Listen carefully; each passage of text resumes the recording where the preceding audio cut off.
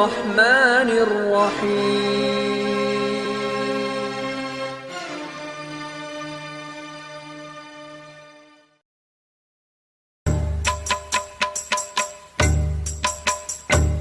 يا نبي السلام عليك، يا رسول سلام عليك، يا حبيب سلام عليك صلوات. بسم الله الرحمن الرحيم.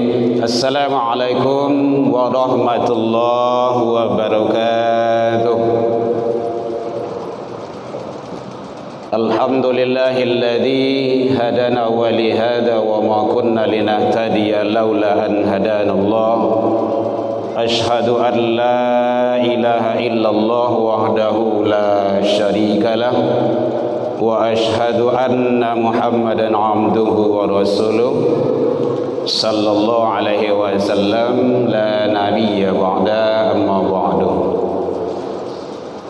Hamdan wa syukran lillah, puji dan syukur kembali kita ucapkan kehadiran Allah Subhanahu wa taala. Alhamdulillah biidznillah wa qadarullah, dengan izin Allah Subhanahu wa taala sampai detik ini kita masih diberikan umur panjang, diberikan kesehatan insyaallah zahir dan batin, waktu luang dan kesempatan, serta keistiqomahan hati.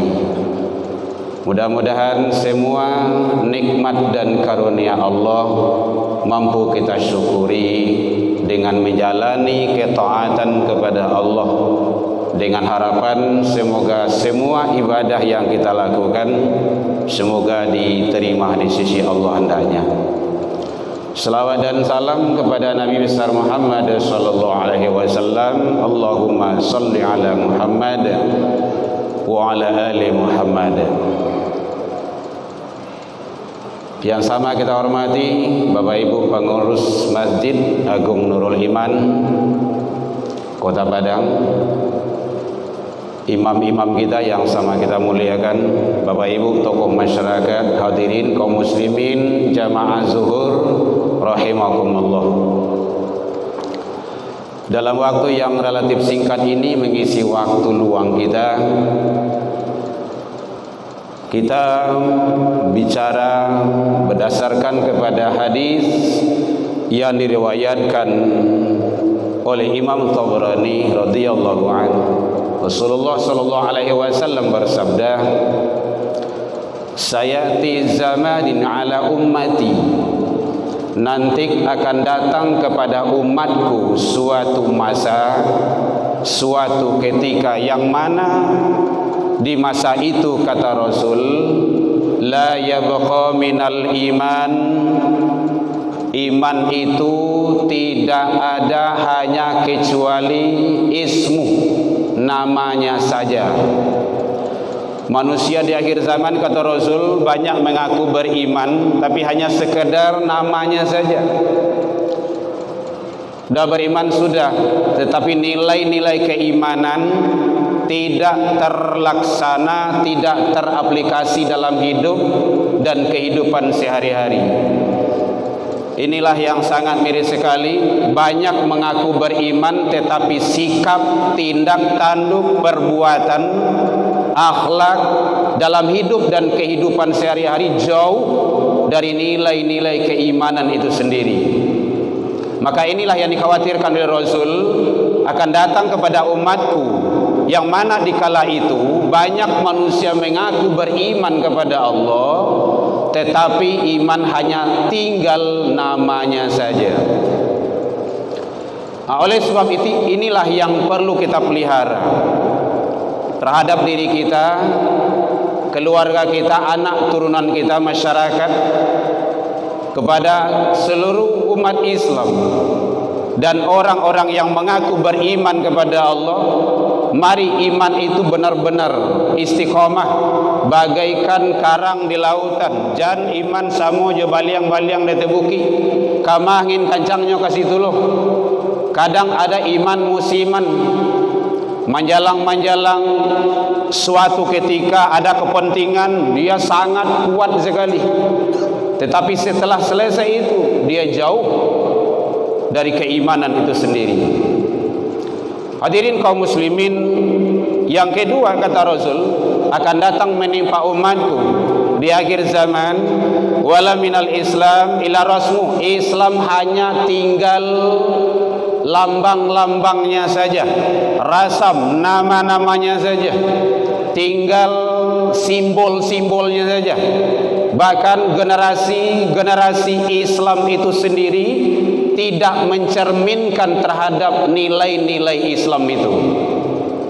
Hadirin kaum muslimin rahimakumullah. Oleh sebab itu, keimanan yang Allah berikan kepada kita, keislaman yang dititipkan oleh Allah kepada kita, mari kita pelihara dengan sebaik-baiknya.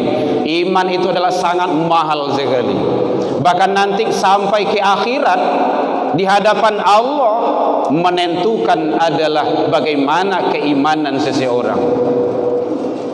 Hadirin kaum muslimin, jadi iman Islam mari kita jaga. Jangan sampai lepas dari diri dan keluarga kita. Kadang-kadang simbolnya Islam, kadang organisasi Islam, tetapi nilai-nilai keislaman tidak tercermin dalam organisasi tersebut. Maka inilah yang kita waspadai dan harus kita hati-hati, mengamalkan nilai-nilai Islam yang sudah Allah berikan kepada kita.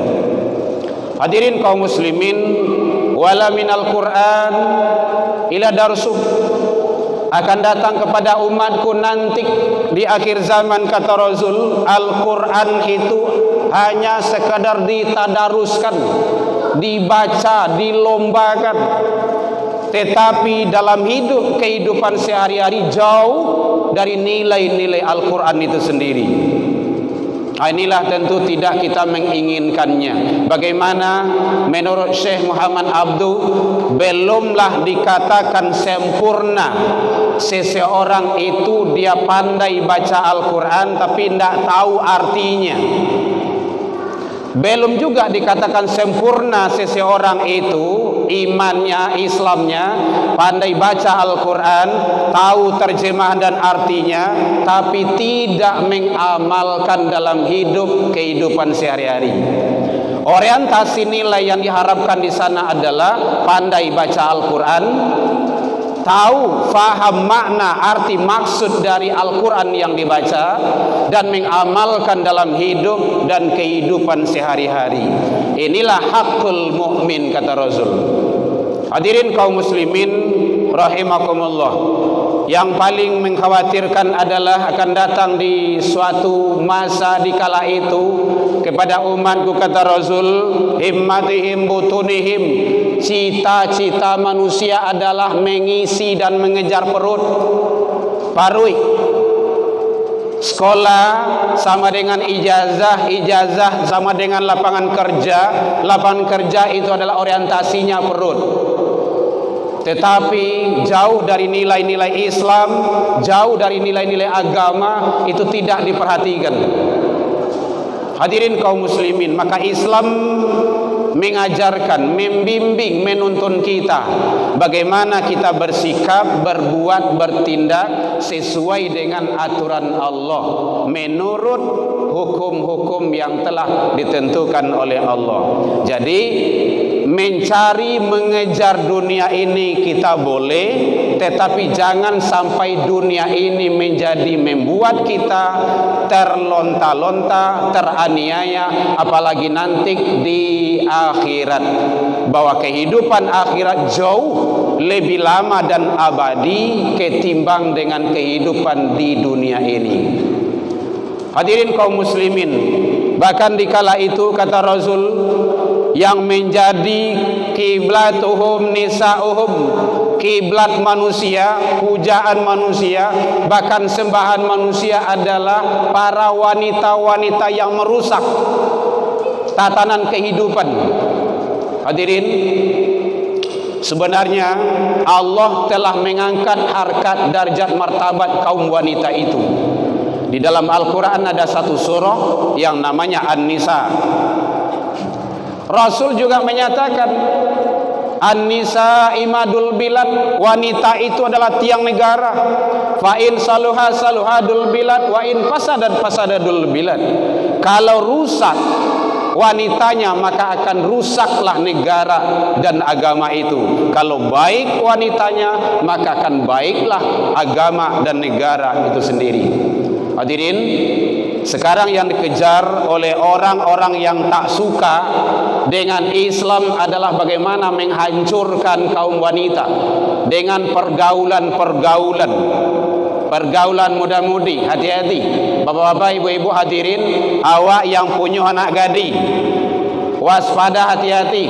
Jangan sampai anak gadis awak, anak-anak kita yang menjadi kaitan nanti kita di akhirat, karena Allah akan minta pertanggungjawaban.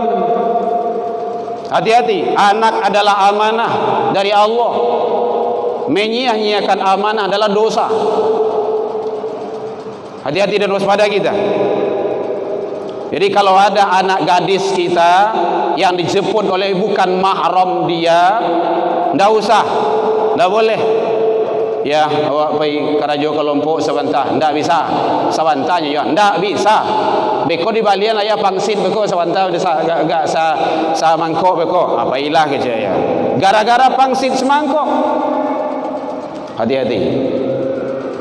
Banyak kejadian-kejadian yang sekarang yang merusak tatanan anak dan generasi kita, termasuk anak bujang kita. Kalau dulu anak gadis jo anak bujang camih awak. Kalau kini anak bujang jo anak bujang, makin camih lo wale. Jadi oleh sebab itu begitulah tantangan, dan semua itu bagaimana kita lalui dengan filter keimanan dan keislaman yang dititipkan oleh Allah Subhanahu wa taala. Hadirin kaum muslimin rahimakumullah. Jadi bagaimana kita menjadi hamba yang baik di hadapan Allah Subhanahu wa taala? Manfaatkan dan pergunakanlah semua titipan yang diberikan oleh Allah kepada kita. Mudah-mudahan kita menjadi hamba-hamba yang istiqomah dalam menjalankan ketaatan meraih ridha Allah Subhanahu wa taala. Ila liqa fastabiqul khairat wa billahi taufik wal hidayah.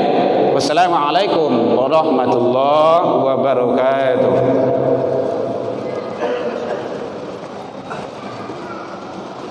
Allah